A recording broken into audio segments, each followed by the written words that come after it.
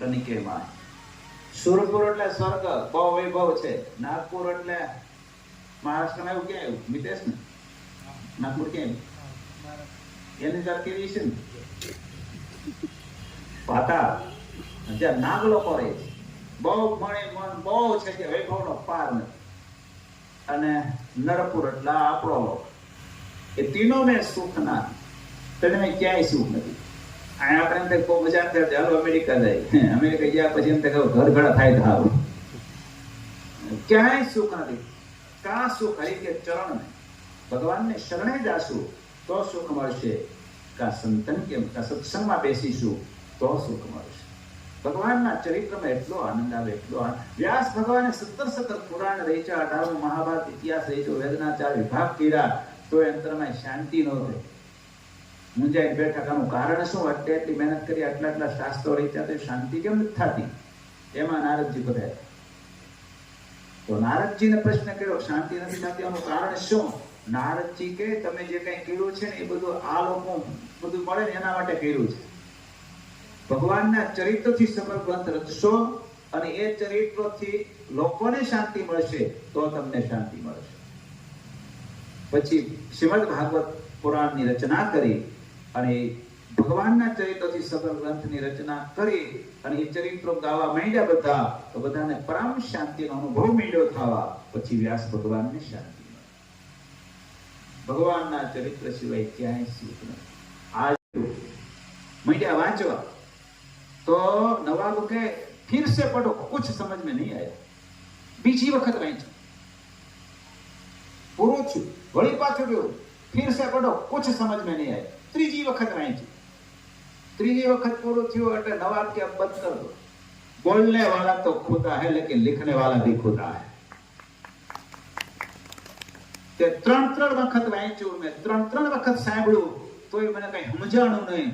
અને સ્વામિનારાયણ ભગવાન એક વખત બોલ્યા અને સંતોએ લખી લીધું, માટે लिखने वाला भी खुदा है. આવું વચન.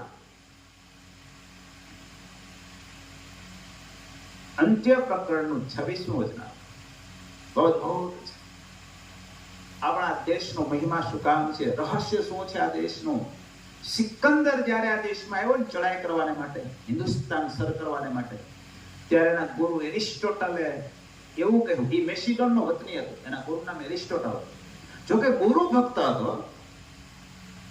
ગુરુ ભક્ત એટલે કેવો ભગત તમને કહો એની એક વાત. એ પોતે ગુરુની સાથે જતો હતો ચાલીને. રસ્તામાં એક નદી આવી, અજાણી નદી, અજાણા પ્રદેશમાં હતા બે. પાણી ખૂબ હતું. સિકંદરનો નિયમ હતો, ગુરુ આગળ ચાલતા, પોતે પાછળ ચાલતો. આવો ગુરુ ભક્ત હતો. નદી આવી, ગુરુ આગળ ચાલવા ગયા એટલે સિકંદર કે નહીં ગુરુદેવ તમે મારી પાછળ ચાલો, તમને આગળ નહીં ચાલવા. ગુરુદેવને પાછળ રાખ્યા, પોતે આગળ ચાલ્યો. સામે કિનારે પહોંચી ગયા. પછી એના ગુરુએ એને પૂછ્યું, હંમેશ તો તું મને આગળ રાખતો, તું પાછળ ચાલતો, આજ મને પાછળ રાખી તું આગળ કેમ ચાલવા માંડ્યો? આવો અવિવેક કેમ કર્યો? ત્યારે સિકંદરે કહ્યું કે ગુરુદેવ, નદી અજાણી હતી, પાણી ખૂબ હતું. આપ આગળ ચાલતા હો ત્યારે અચાનક કંઈક ઊંડો ખાડો આવી જાય અને જો આપ એમાં ઊંડા જતા રહ્યો અને આપનું મૃત્યુ થઈ જાય તો કેટલી મોટી ખોટ જાય. એટલે મેં આપને પાછળ રાખ્યા, હું આગળ જાય. ત્યારે ગુરુદેવે કહ્યું, જેમ હું પાણીમાં ઊંડો ઉતરી જાઉં મારું મૃત્યુ થયું, એમ તું આગળ ચાલતો હતો, તારા માટે અજાણ્યું જ હતું. તું ઉતરી ગયો ને તારું મૃત્યુ થયું હોત તો?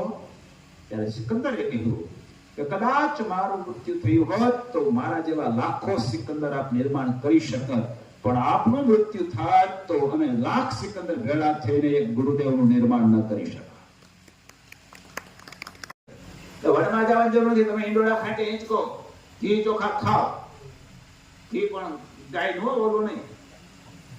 ઘી ચોખા ખાઓ, ઈંડોળા ખાટે હિંચકો, પ્રાઇવેટ પ્લેનમાં ફરો, પણ શિક્ષાપત્રી પાડો એટલે અંતે અક્ષરધામમાં જાઓ. આવી ગેરંટી લીધી ભગવાન. હવે આટલી બધી ગેરંટી લીધી છે, તેમ છતાંય ન માને તો એના ભોગ વેડા માને. એ શિક્ષાપત્રી ભગવાને આપણા સૌ કોઈના હિતને માટે લખી. સર્વ જીવ હિતાવહ, બધાના હિત માટે લખી. જીવ પ્રાણી માત્રનું હિત શિક્ષાપત્રીમાં સમાયેલું છે. કસ્યાપી પ્રાણીનો હિંસા નૈવ કાર્યત્ર મામુકે સૂક્ષ્મ યુક્તા મત ગુણાદેવતી બુદ્ધિયા કદાચન. જીણે એવા જીવ માત્ર ચાચળની હિંસા ન કરી ભગવાને પહેલો શ્લોક લખ્યો. અને ન કરે દુખી ન જ થાય. કરીને આપણે બધા બહુ દુખી થયું. ગર્ભપાત ન કરવો ના પાડે છે. કર્યો ગર્ભપાત એટલે દુખી થયો. સંસાર તો બેલેન્સ વિનાનો થઈ ગયો. ભગવાનની આજ્ઞા પાળી હોત તો સંસારનું ચિત્ર કંઈક જુદું હોત. લાંચ ન ખાવી, ન ખાધી હોત તો રોડ આવવાનો હોત. અત્યારે પોગી અંદર ઢીંડા દુખી દે બરાબર. કારણ કે આખા રોડ ખવાય. મને હમણાં એક ભાઈ કે રોડ થયો ને તો પાસ થઈ ગયું, બિલ પાસ થઈ જાય. રોડ નો થયો બિલ પાસ થઈ ગયું. આખા રોડ ખવાય. પુલ નથી, પુલ બિલ પાસ થઈ જાય. આખા પુલ ખવાય. લાંચ ન ખાવી આવું લખ્યું એ પાયું નહીં કોઈ, એટલે આખા દેશની દશા બેઠી. વગેરે વગેરે અનેક માતા પિતાની આજીવન સેવા કરવી, ગુરુજનોની સેવા કરવી, રોગા હોય દુખી એની સેવા કરવી, આવેલા આતિથ્યોને એની ભાવના પ્રમાણે આપવું, મજૂર દેડા હોય તેમાં ક્યારે ઓછું ન આપવું, એ રાજી થાય એમ કરવું, પોતાની સગવડો એટલા ગાયો વગેરે રાખવા, દુખી થાય એવું ન કરવું, નિરંબિયારનો સંગ્રહ કરવો, આવકથી વધારે ખર્ચ ન કરવો, કન્યાદાન છાનું ન રાખવું, કોઈનો દ્રોહ ન કરવો, નિંદા ન કરવી, ઝૂઠું ન રમવું, ચોરી ન કરવી, વિચાર ન કરવો. કેવી સુંદર સુંદર આજ્ઞાઓ. જ્યાં ત્યાં થૂકવું નહીં, બેસીને દાંતણ કરવું, નાયદુર પૂજા પાઠ કરવા, ઈષ્ટદેવને વારે વારે યાદ કરવા, એકાદશીના વ્રત કરવા, ભાદરવા સુધી ચતુર્થીના દિવસે ગણેશ ઉત્સવ કરવા, વગેરે વગેરે બધી આજ્ઞાઓ કરી છે. બધા લોકોને રાજી સુખી કરવા માટે આજ્ઞાઓ કરી છે. પણ સમજાતું નથી.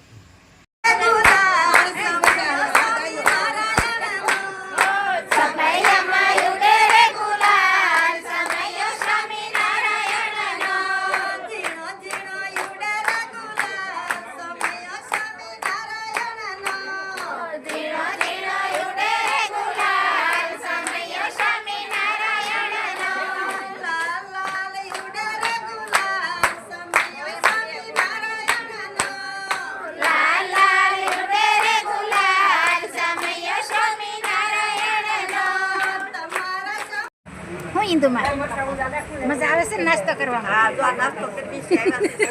ભગવાનની કૃપા કહેવાય. સત્સંગ પૂરો થઈ ગયો, નાસ્તો ચાલુ થઈ ગયો. એ ભગવાન ભૂખ લાગે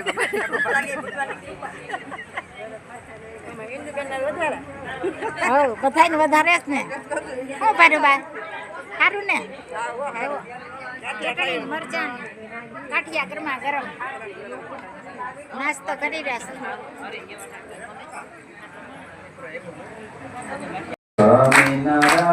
સત્સંગ છે અમારા ભાઈઓની ઘરે.